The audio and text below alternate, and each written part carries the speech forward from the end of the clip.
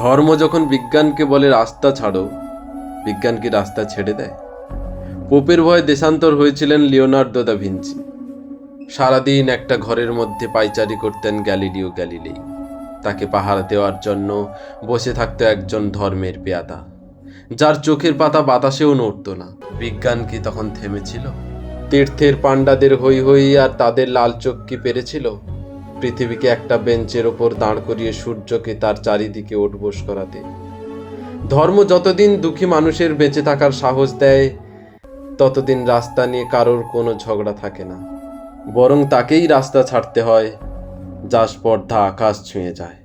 বিজ্ঞান যখন প্রেমের গান ভুলে ভাড়াটে জল্লাদের পোশাক গায়ে চাপায়, আর রাজনীতির বাদশারা পয়সা দিয়ে তার ইজ্জত কিনে নেয়, আর তার কণ্ঠ থেকে ধর্মের ষাঁড়ের মতন কর্কশ আদেশ শোনা যায়, রাস্তা ছাড়ো নহিলে পৃথিবীর কালো সাদা মানুষের গান।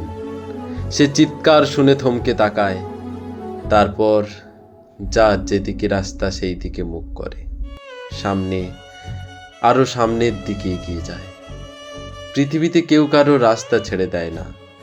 পৃথিবীতে যতদিন গান থাকে, গানের মানুষ থাকে, স্বপ্ন থাকে।